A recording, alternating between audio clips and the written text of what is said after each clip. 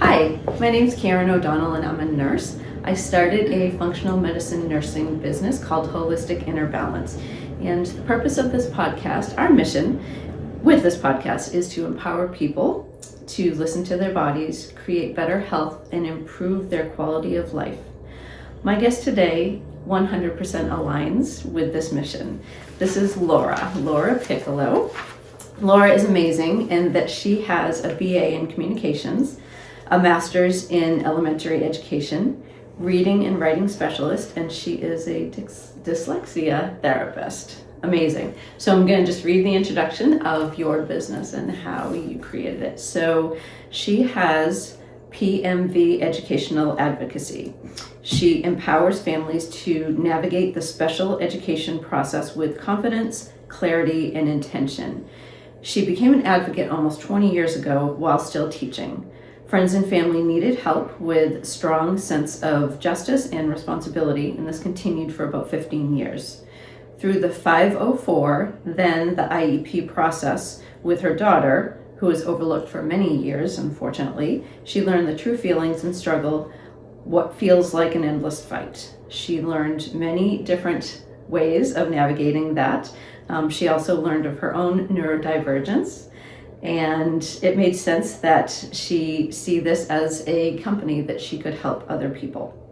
So she created PMVEA and became full-time business last July. Welcome, Laura. Thank you so much for being here. Thank you for having me, Karen. I'm so excited to talk to you about your business and how you got started on your journey. But first, one of the things that I like to ask people is, because this is a health and wellness platform, what is one thing that you like to do for self-care for yourself? I love to dive into my own personal sacred space, and I paint. I don't know what is going to come out, and it's not anything that is overly complicated because I don't feel like an artist. So the process for me of allowing those emotions to come through and not caring about the outcome allows me that space to process what's going on around me and recenter and move forward in a state of alignment. Wow. How long have you been painting? It's only been about 5 years consistently. I started in 2013. Wow. Yes. Wow. So it's been a spectacular process. That's awesome. Thank I've never you. been a painter. I completely appreciate people who do, but it would seem to me that it would be very therapeutic, that you would almost like journaling. You just kind of like go and you get in your flow and you just, It is like journaling in that it's also physical. Yeah. So it incorporates more of a kinesthetic experience, and so that helps my body move the emotions through. And the whole concept of not attaching what I'm could be envisioning as the outcome was really powerful, because I don't know if you've ever tried going to one of the paint bars or a paint class. I would get very overwhelmed. I wasn't doing it right. It didn't look like the other person's, and it had a particular outcome.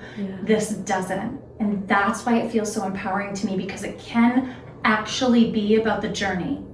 Because we talk a lot about that, but it's hard when we're living in it. And that gives me that pause to say, this is my time, so I don't have to hold on to it. And it helps me significantly when I'm working with families who are looking for that consistent, solid, kind and compassionate energy. Yeah.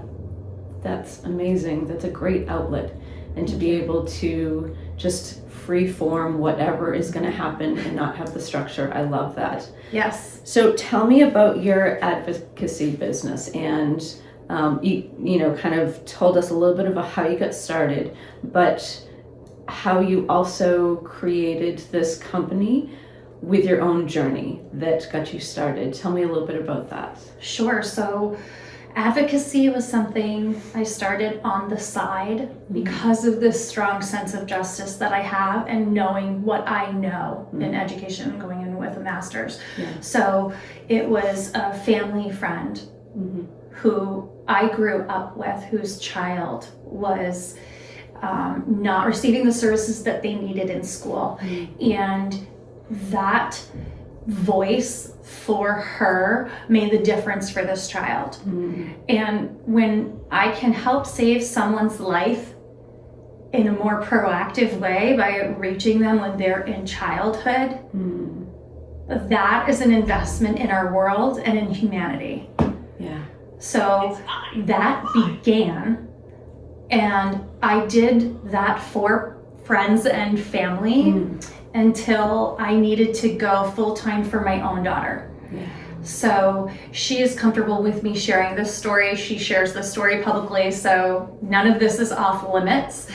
She started presenting with anxiety and what an adult might consider a tantrum in 3rd grade. Okay. She was presenting this way, and we were sending her to a trusted adult, trying different things, and they weren't working. And it was really interesting because it was primarily around math.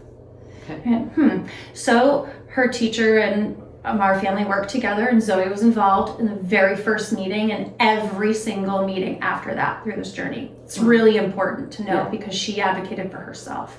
So, very long story short, we were able to establish a 504 learning plan for her. And 504 plans move into adulthood. So you can have one, I think as a nurse, you know this, you can have one as an adult in the workplace that are reasonable accommodations. That's for any medical diagnoses, even short term.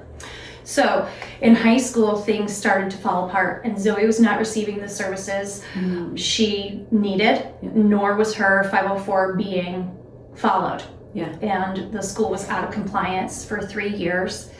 And by the end of the 3rd year, they were refusing to assess her because she was fine, and trying to describe to them what masking looks like in females. So we went through this long journey, and when I literally had to study all of rights law, which is special ed law that interprets IDA. So I realized how complicated this was to be the parent navigating this journey. It was one thing to be emotionally connected to the kids I was advocating for before, because I felt as if they were mine. This was mine. This is my baby. Yeah. And we were at very unsafe points in her journey. That was not fair and not right. So this strong sense of justice came out, and I happened to be healing from a TBI at the time, so I was not working. And I calculated the hours it took me to do things to the level of my expectation. What would I want? How can I prove what I'm trying to do? Right. So took the emotion out and did a full file review for her. Wow. Only out of what I could see. Never how I was feeling or how they were feeling. Yeah. Every email, every voicemail, everything. And it was so clear. So it color coded. Green is an area of concern for disability. Red is an area of concern for compliance. Wow. Only So through you just high broke school, it down. and I color coded it, and I sent it to the school and said, here are my observations. We need to have another meeting. Wow. And consulted with an attorney, and we were about to file due process for administrative negligence. Oh, wow. That's really difficult to prove, and we had it. Well, all of a sudden she gets tested, and don't you know, there are things going on, and she could use more supports. Wow. Now, what we really learned was Zoe has autism, and the research for women and girls in autism is so far behind, that we're not identifying it early enough. And as a person who still practices not masking, and all of the internalization, the anxiety, all of the misdiagnoses of women, which I have been diagnosed: bipolar, bipolar 2 mood disorder, anxiety, major depressive disorder, general anxiety disorder. It's not something that can be solved, even through all of the healing and all of the, the trauma and going through all of those feelings. This is how a brain works. So knowing that about my child, knowing that now about myself, having been a reading and writing specialist, a curriculum coordinator, a classroom teacher. How can I sit on this many sides of the table and not help families? Yep. And not be there for those parents and specifically those moms. And here's why I say that, because you know that we have generational and cellular connections to our female, biological. So how can I have felt what they're feeling? It goes past frustration. It goes into despair because I don't know how to help my child during all of this time when they're with you. Right. And I need you to follow through. So now there was that piece. I need to do this full time for other people that understand and need me. Yeah. And need me to be the one to say, oh, I get you. And I just don't get you. I appreciate your journey because I have been in probably one of those seats. Right. And so, and having been silenced in the majority of those seats. Yep. As a mom, very dismissed. And I want other moms and families to feel that I can say they're not alone in the journey and genuinely mean it. I'm not, do you get what I'm saying? Yes. Okay. And so something that was important to me is that families have access to advocacy because most advocates work like attorneys. So you might have a retainer fee, or you might have, and I have this too. If someone needs ongoing advocacy with me, communicating with the school, like navigating meetings or prepping different things for them, I have to do a file review because I will mess up the case if I don't, and that's to their detriment. Well, that's a financial investment, and I'm low. So I get that, and when they get the file review, they get what I did for Zoe.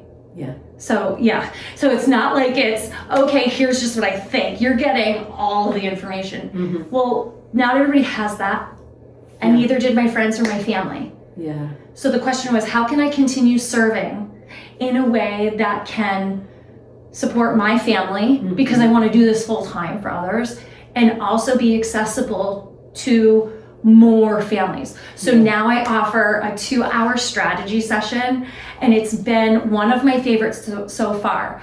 Well, because it's the most empowering for the parent, and that's my goal. So it's exciting. I just love it because it's new. Okay, so with a 2-hour strategy, parents can book time with me online, so at their convenience, and they get a full 2-hour undivided attention block with me. And we go through whatever they want to discuss. So usually it's current moment things. Yeah. So for example, I am walking through an IEP with a parent right now. And because she doesn't need me to go into meetings, she wants to understand what the document is really saying and whether it supports her child. We can do that at a significantly, like a quarter of the cost of one of the file reviews. And we can be meeting regularly. So we've met 3 times. And not only are we reviewing to the point that she understands, so I'm not just spouting at her. Yeah. We stop, we clarify, we ask deeper questions because I haven't done the review. So sometimes I need to know, we back it up. Sure. So by the end of that phone call or Zoom, she receives a summary of what we've talked about. She receives language to help her communicate with the school. So I might send her an email template, customize this however you want, but here's how you can structure it. Yep. Because from an advocate's perspective, the language needs to be a little firmer. This is not about whether my child's teachers like me. And this is a very, very difficult piece for moms to get over. It's not to say that this doesn't happen to dads, so please don't think I'm not saying that. It's the majority.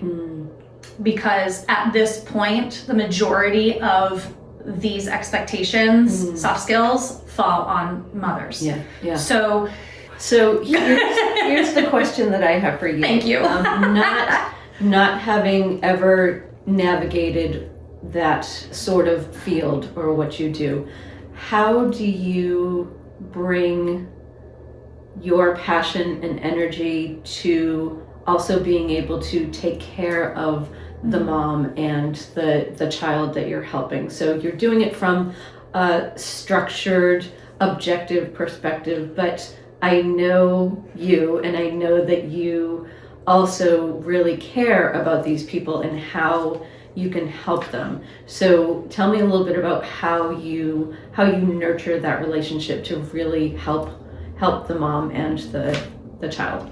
Thank you, because it's a perfect bridge. I love that you know where I was going. Yeah. Well, there's this interesting component of different emotions that we feel when we're even just talking about our children. When we're talking about children that are struggling. And we're talking about, again, a time when they are out of my presence and control for a good period of their day. Yeah. Now, a parent will always have the most influence over their child. Always, no matter how long they're there. Yeah. The treatment and supports that they receive during that time are crucial. This is more than daycare. Sure. Right.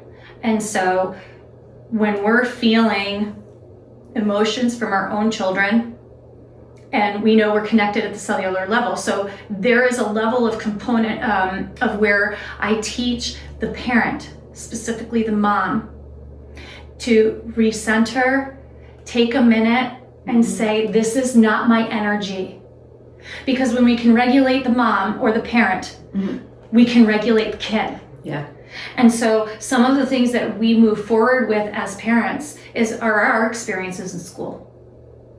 And it brings us right back, especially if they've been traumatic in any way, shape, or form.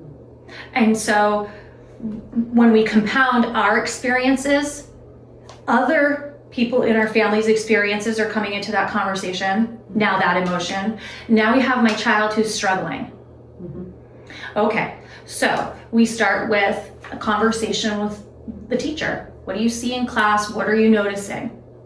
When we're receiving information that is only grade related, and you know that your child is struggling in a different way, it is acceptable to ask for data.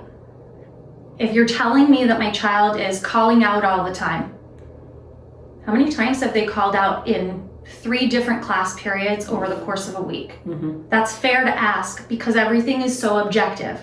Because even the best educator, because I'm not knocking our educators at all, even our best one will have a subjective answer to that. So calling out is how many times to you versus how many times to me? What's a lot? Right. So those are the questions we start asking right away. And by bringing that back to the objective, like the file review, it helps empower the parent to say, I'm not making this up. I'm not exaggerating. I'm not blowing this out of proportion. And you will listen to me because I am one of these team members. And here's how I can prove it. And so that does go back to a lot of the way that people feel in general. When we can objectify what has happened maybe to us in our own lifetime. Make a timeline. Observe it. Then make additional observations about, well, wouldn't it make sense that? Well, no wonder I was feeling that way. No wonder this happened. So it's teaching adults how to regulate. And so we talk about, and I validate. And I can validate. Because they know I have had this journey. They know I'm not making it up. They know I'm not being insincere. And I can say to them, remember, this is not your energy. And when I have my highly sensitive friends and my highly intuitive friends, even the children, I can say to the parent, just so you know, for example, right now, we are about to have a full moon with lunar eclipse. Chances are your child might be acting out right now, might be highly sensitive right now. Just be aware and have more understanding, and more understanding for yourself. Wow. So it's all of these different components of self-care, self-compassion, Yeah. and regulation. And once we have those, we can be modeling Yeah. and regulating our children. Then we know these are supports they need in school. Yeah. And as the advocate, I get to be the person that says, okay, let me help you learn those things. Mm-hmm. Because I'm not just here to tell you about school. I will help you, because let me tell you the amount of, we are very neurospicy in my house. And so all four of us, and once we embraced that, we went, okay, what can we do systematically to remove the things that are triggering, that word's popular, right? Mm-hmm. My sensitivities. Yeah.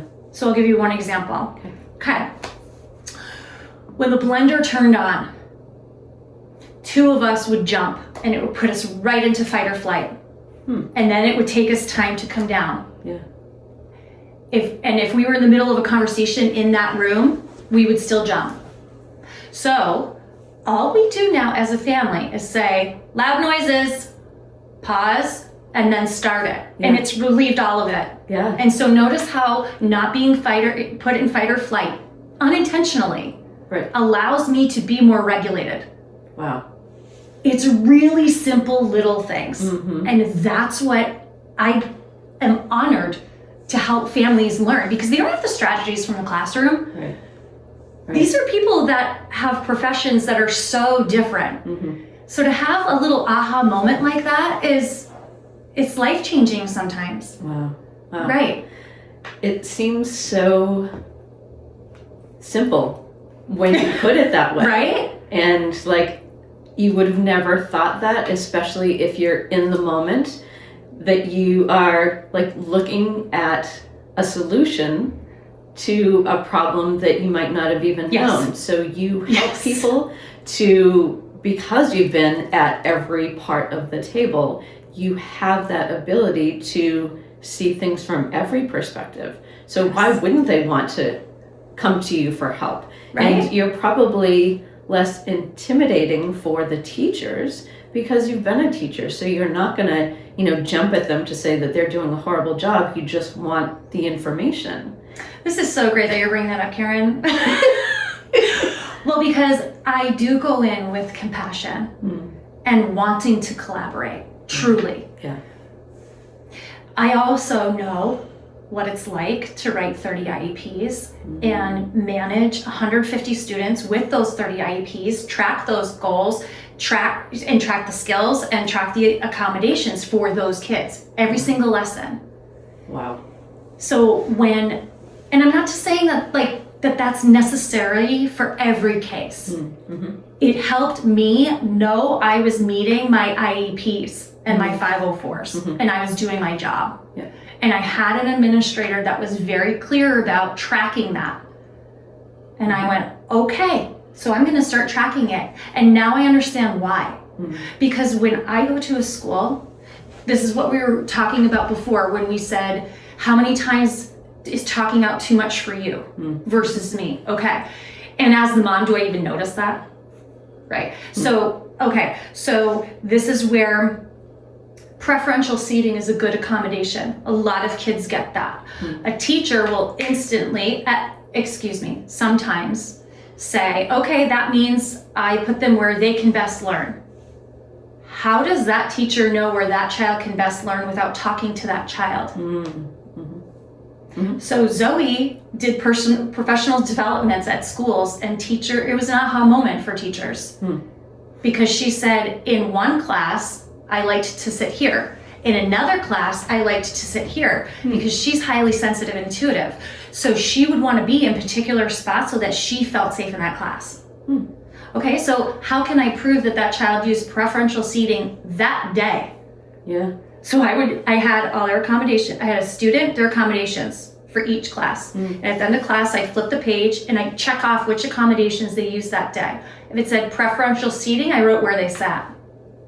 It's not impossible to do. Yeah. And I felt empowered doing it. It was getting over that hump of to track one more thing and add one more thing to my plate. That one more thing, I felt so empowered attending meetings as that classroom teacher to be like, well, I can prove everything they've used in this class. And everyone's like, oh, thank you. So like, Wow. Right? And do I need to do a separate observation if I already have all this data? No. And that's objective data. Yeah. Right. So I forgot where we were going with this, but empowering teachers. Okay, so when I am involved in a situation, and specifically when I go to meetings, it has absolutely nothing to do with me personally. Right. And I can be the nicest person in the world. I am coming in as an advocate. So people tend to be on guard. Those like me were not on guard. I was psyched. I secretly looked forward to it because I knew I was prepared and I was going to feel validated. Right? It was that like attaboy, you know, like the girl. So I would attend meetings with a very powerful advocate at the time. People were scared of this woman, so I was so excited to go to the meeting. I was like, I want to meet her. I've been hearing about her for years. So we go to this meeting. I hope I never forget.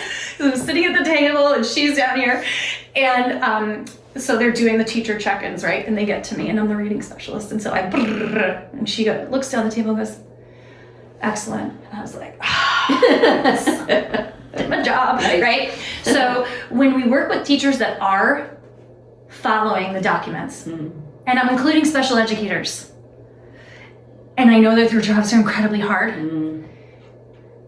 if it's not something that they can maintain an aligned life with, I highly suggest them to look elsewhere. They are not giving up on their children, teachers too. We're not giving up on our kids. We're taking care of ourselves because when adults are not regulated, we cannot regulate children. And we're seeing behaviors go through the roof. I mean, specifically since COVID, but that's an entirely different conversation. And so when we can invest in our adults, we're making an investment in our children. So I have full respect for teachers and everyone in the district, the school systems. They automatically see me as a threat because I'm holding them accountable for the law. That can feel personal. It's not, and I'm not saying you're doing a bad job. What I might say is, you're not using a research-based tool. Will I make them?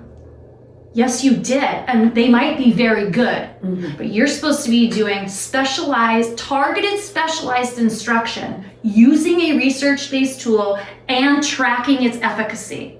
How are you doing that? And they don't know how to answer. Yeah, you're making it objective. I'm using the classroom teacher's materials. Why? That's what every student is learning. So how is this targeted and specialized? Right. So it can be taken personally. It's not. And some have been told that that's okay.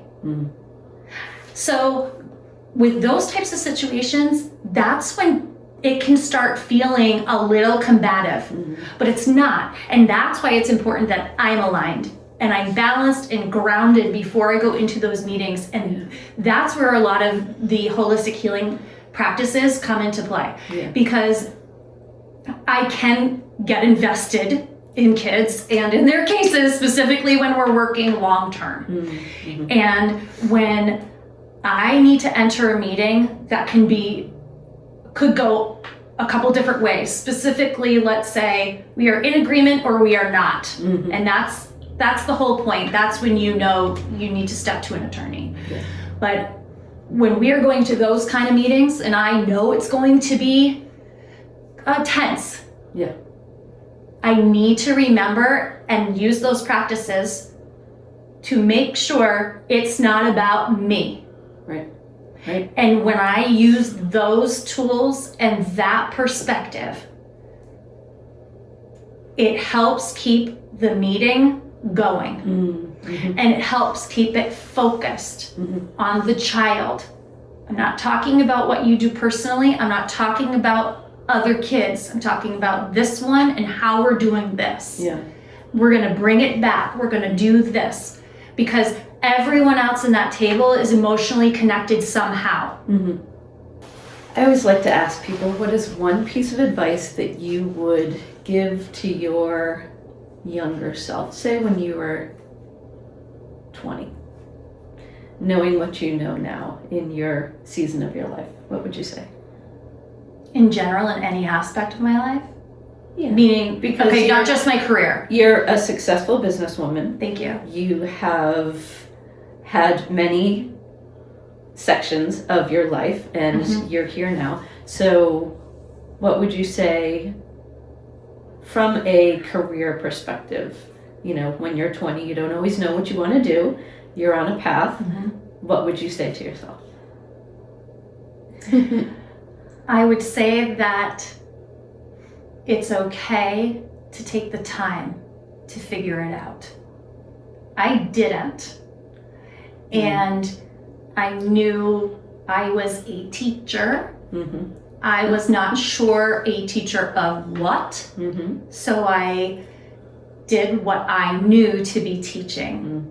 And I would tell my 20-year-old self that it's okay to play and that it's okay to take the risks to figure it out now, to figure out who I am, what am I solid in, and what are my boundaries.